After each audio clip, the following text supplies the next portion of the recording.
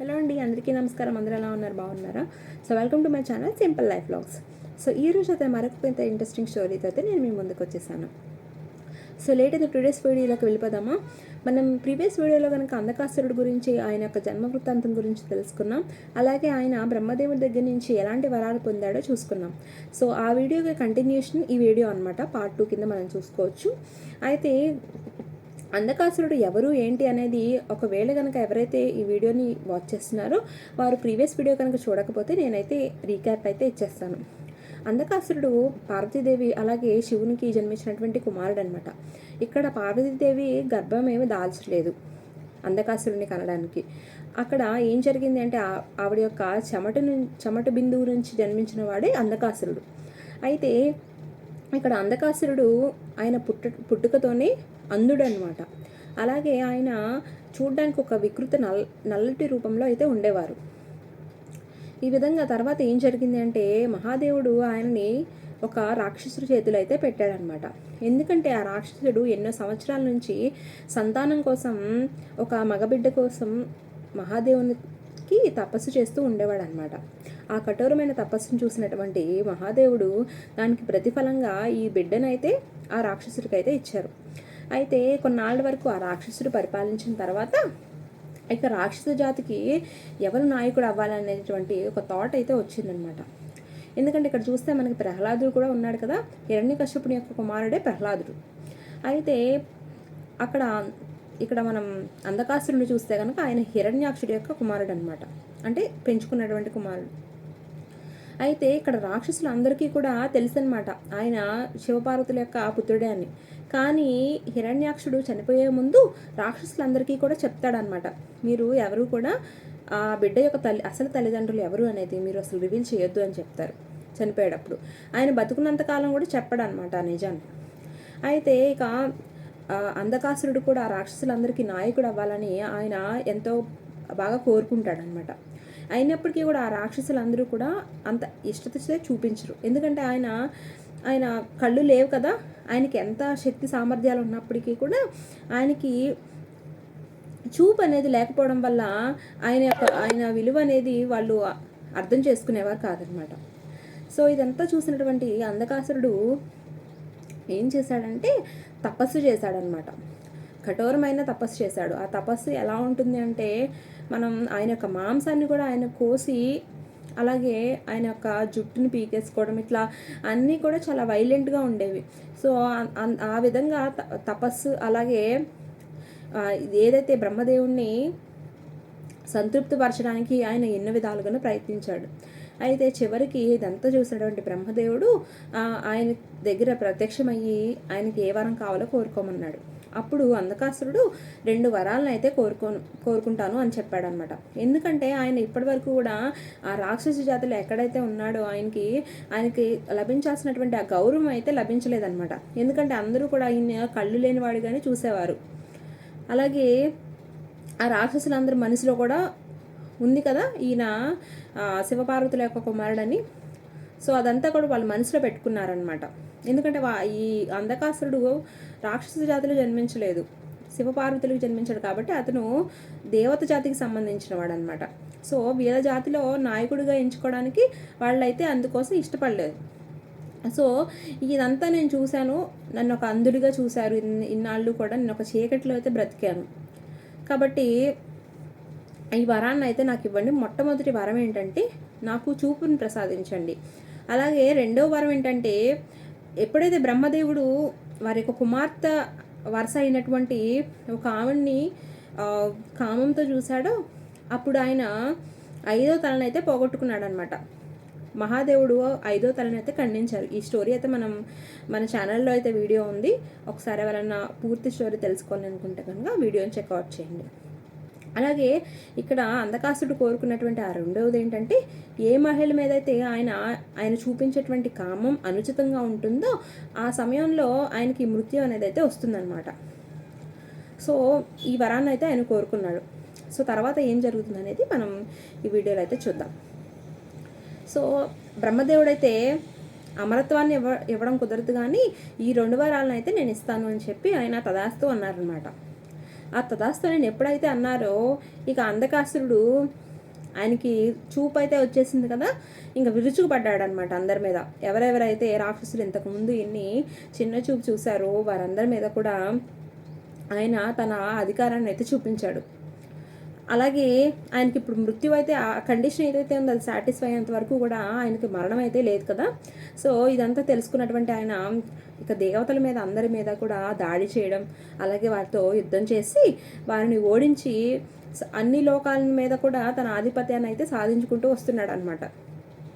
స్వర్గలోకమే కావచ్చు, పాతాళలోకం కావచ్చు, సో ఇట్లా అన్ని భూలోకం కావచ్చు, ఈ అన్ని లోకాల మీద ఆయన ఆధిపత్యాన్ని అయితే సాధించాడు. అయితే ఇది ఇలా ఉండగా ప్రహ్లాదుడేమో ఇదంతా చూస్తూ ఆయన తన మనసులో అనుకుంటున్నాడు అనమాట, నేను దోషంలో జన్మించినప్పటికీ కూడా ధర్మ మార్గాన్ని అయితే నేను ఎంచుకున్నాను. అంటే ఇక్కడ రాక్షస జాతిలోనే జన్మించాడు, అయినప్పటికీ కూడా అతను ధర్మ మార్గాన్ని అయితే ఎంచుకున్నాడు కదా.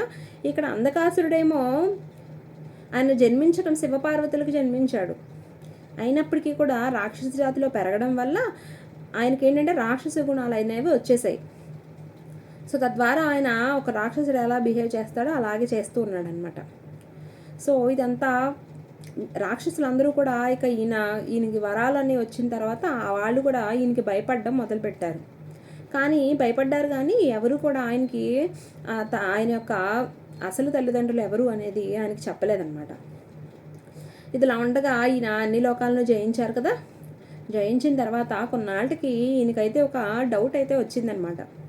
ఆ డౌట్ ఏంటంటే ఈ బ్రహ్మాండం మొత్తంలో కూడా నాకన్నా శ్రేష్ఠుడైనటువంటి వాడు ఎవరూ లేరు కదా, నేనే అందరికన్నా కూడా సమర్థుణ్ణి, అలాగే నాకు అసమానాన్ని అని చెప్పారనమాట. అంటే ఇక్కడ ఆయనకి సమానమైనటువంటి శక్తి సామర్థ్యాలు కానీ ఇవన్నీ కూడా ఉన్నటువంటి వ్యక్తి అనేవారు ఎవరూ లేరు అని ఆయన అలా చెప్తున్నాడు అనమాట. ఇదంతా కూడా ఆయన యొక్క మంత్రితో చెప్తున్నాడు. దీనికి నీవు ఏకీభవిస్తావా అని అడిగితే అప్పుడు ఆయన మీరు ఆ పొజిషన్కి దగ్గరలో అయితే ఉన్నారు అని చెప్పాడు. అంటే మీరు కంప్లీట్గా మీరే శ్రేష్ఠులని చెప్పలేదన్నమాట. అలా చెప్పకుండా మీరు ఆల్మోస్ట్ ఆ పొజిషన్కి దగ్గరలో అయితే ఉన్నారు అని చెప్పాడు.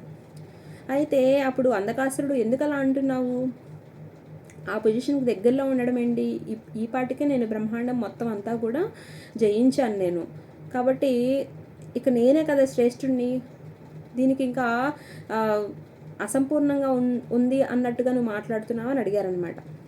అయితే అప్పుడు ఆయన ఏమన్నారంటే మీ పక్కన ఒక స్త్రీ ఉంటే బాగుండేది, సో అప్పుడు ఇంకా మీకు శోభ అనేది పెరుగుతుంది అని చెప్పారనమాట. అయితే అప్పుడు ఎవరైతే బాగుంటుంది అని అడిగారనమాట.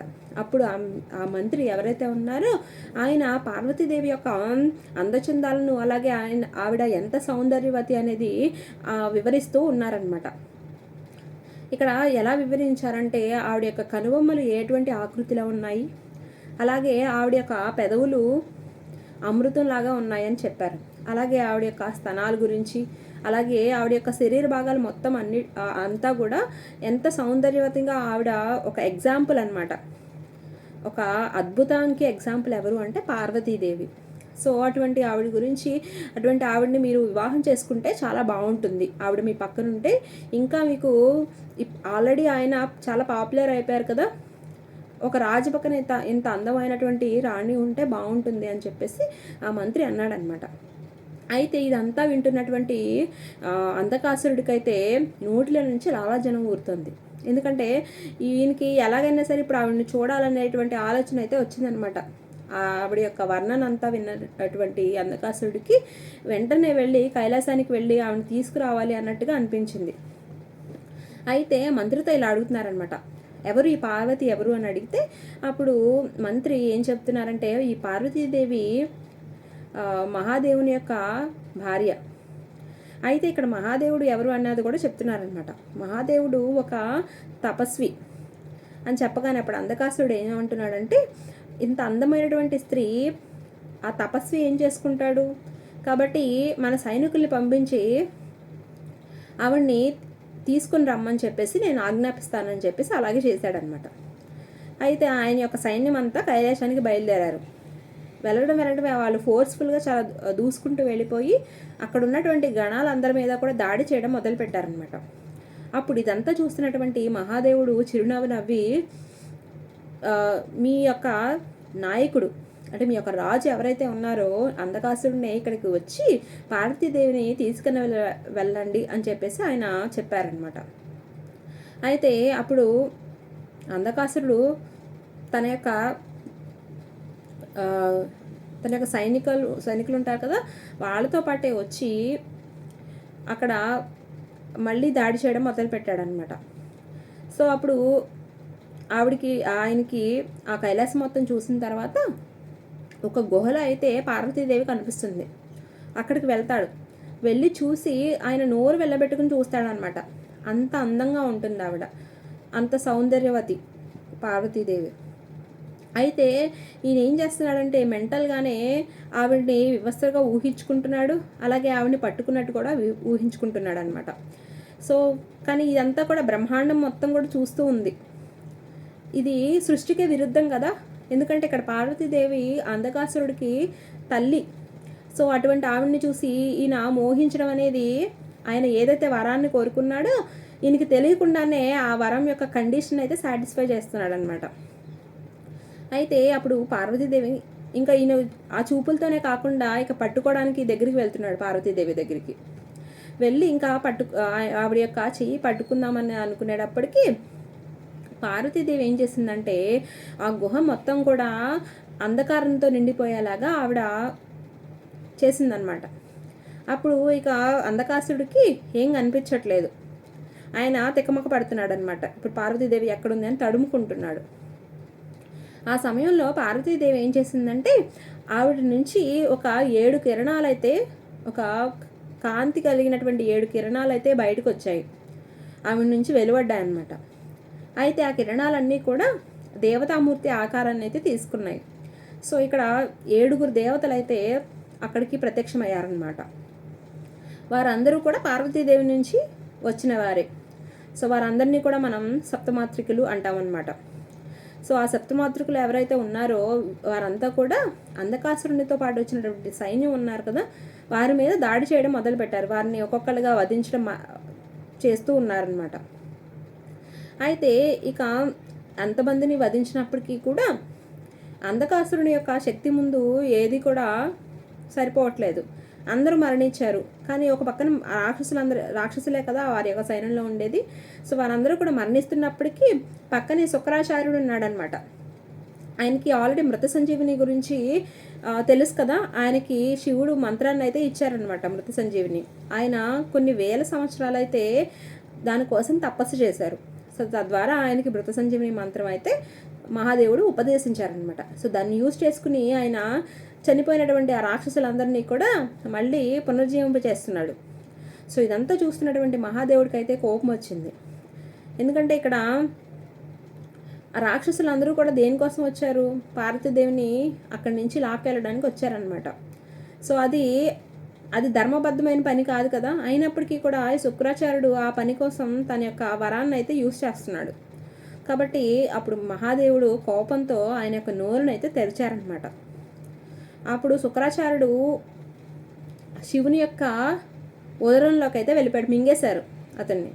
సో అప్పుడు ఆయన వెళ్ళి మహాదేవుని యొక్క పొట్టలో అయితే ఉన్నారనమాట. ఇక రాక్షసులందరూ కూడా నెమ్మదిగా వాళ్ళ యొక్క సంఖ్య అనేది తగ్గిపోతూ వస్తుంది. ఇంకా ఎవరి మీద అయితే ఈ సప్తమాతృకులు దాడి చేస్తున్నారో వారందరూ ఇంకా పడిపోతారనమాట. ఇంకా ఒకవేళ మరణిస్తే కనుక వారికి చికిత్స చేయడం కానీ వారిని పునర్జీవింప చేయడానికి అయితే శుక్రాచార్యుడు అయితే లేరు. సో ఇట్లా వాళ్ళందరూ అయిపోయిన తర్వాత చివరికి ఇక అంధకాసురుడు అయితే మిగిలాడనమాట. వారి మీద ఎవరు ఎన్ని దాడి చేసినా కానీ అతనికి మరణం అయితే తప్పలేదు, మరణం అయితే ఎవరు కలిగించలేదన్నమాట. అయితే ఇక స్వయంగా మహాదేవుడే వచ్చారనమాట. ఆయన దగ్గరికి వచ్చి చెప్పారు, నీవు చేస్తున్నది తప్పు, నీవు ఎవరిని మోహిస్తున్నావంటే స్వయంగా మీ తల్లినే, నేను అలాగే పార్వతీదేవి నీకు అసలైన తల్లిదండ్రులు అని చెప్పేసి నిజాన్నైతే అంధకాసురుడికి చెప్పారు. అది విన్నటువంటి అంధకాసురుడు ఆయన భయంతో ఒక్కసారిగా వెనక్కి వెళ్ళిపోయాడనమాట. ఒక్కసారి ఉలిక్కిపడ్డాడు. అయితే ఎందుకంటే ఆయనకి ఇప్పటివరకు తెలియదు కదా, తెలియకుండానే ఆయన పార్వతీదేవి గురించి ఆయన మనసులో అయితే ఊహించేసుకుంటున్నాడు అనమాట అన్నీ కూడా. కాబట్టి ఇక్కడ ఆయన ఆ విషయం తెలిసిన వెంటనే ఆయన ఒకసారిగా ఉలికి పడ్డం అయితే జరిగింది. కానీ అప్పుడు మహాదేవుడు అతని మీద దాడి చేసి తన త్రిశూలంతో పైకి లేపాడనమాట, గాల్లోకి లేపాడు. అయితే ఇప్పుడు అతనికి మరణం చాల్సినటువంటి సమయం అయితే ఆసన్నమైందనమాట. ఎందుకంటే ఇప్పుడు ఆయనకి నిజం కూడా తెలిసిపోయింది కదా, తన యొక్క తల్లిదండ్రులు ఎవరు అంటే పార్వతీదేవి అలాగే మహాదేవుడు అనమాట. ఇప్పటి వరకు ఆయన వారి యొక్క తల్లి అయినటువంటి పార్వతీదేవిని మోహించడం జరిగింది. కాబట్టి ఆయన అడుగుతున్నారనమాట మహాదేవుణ్ణి, ఏంటంటే మీరు నా అసలు తల్లిదండ్రులు అయి ఉంటే మీరు నన్ను ఎందుకు రిజెక్ట్ చేశారు, నాకు చూపు లేదని నన్ను రిజెక్ట్ చేశారని అడిగారనమాట. అయితే అప్పుడు అక్కడికి బ్రహ్మదేవుడు అయితే వచ్చారనమాట. వచ్చి ఇన్ని రోజు అంటే వరాన్ని ఇవ్వక ముందు వరకు కూడా అందరూ నీ యొక్క అంధత్వాన్ని మాత్రమే చూశారు, అంతకు మించి ఏం చూడలేదు నీలో అని నీవు ఎంతగానో బాధపడ్డావు. కానీ ఇప్పుడు నీకు చూపు వచ్చిన తర్వాత నీవు పార్వతీదేవిని ఆవిడ యొక్క శరీరం కాకుండా అంతకన్నా నీవు దానికి ఆలోచించలేదన్నమాట. ఆవిడని అసలు మోహించచ్చా లేదా అనేది దాని గురించి నువ్వు ఆలోచించలేదు. కాబట్టి ఇక్కడ ఆయనకు చూపు వచ్చినప్పటికీ కూడా ఆయన గ్రహించలేనటువంటి స్థితిలోకి అయితే వెళ్ళిపోయి తద్వారా ఆయన తప్పు చేశాడనమాట. అయితే ఏ విధంగా నేను నా కుమార్తె అయినటువంటి శతరూపాన్ని చూసి నేను మోహించాను, అలాగే నీవు ఇప్పుడు నీ సొంత తల్లి అయినటువంటి పార్వతీదేవిని చూసి నీవు మోహించావు. కాబట్టి మనిద్దరం కూడా మహాదేవుని యొక్క కోపాగ్నిలో దగ్ధం కావాల్సిందే అని చెప్పాడనమాట. అయితే అప్పుడు ఇదంతా చూసినటువంటి అంధకాసురుడు తన తప్పు తెలుసుకొని ఆయన మహాదేవునికి క్షమాపణలు అయితే చెప్పాడనమాట. అప్పటికే మహాదేవుడు తన త్రిశూలంతో అంధకాసురుని అయితే పొడిచాడనమాట. అయినప్పటికీ కూడా తన తప్పు తెలుసుకొని క్షమాపణ కోరినప్పుడు మనం బోలాశంకరుడు అంటాం కదా, దానికి ఆయన క్షమించి తన గణాలలో ఒకటిగా అంధకాసురుని అయితే చేసుకున్నాడు. అయితే ఇక్కడ మరొక పక్క నుంచి జాలి చూపించండి ప్రభు అని కొన్ని మాటలు అయితే వినిపిస్తూ ఉన్నాయన్నమాట అందరికీ, అక్కడ ఉన్నటువంటి పార్వతీదేవి కానీ అలాగే మహాదేవునికి అలాగే బ్రహ్మకి. ఈ శబ్దాలన్నీ కూడా ఎక్కడి నుంచి వస్తున్నాయంటే శివుని యొక్క ఉదరం నుంచి వస్తున్నాయన్నమాట.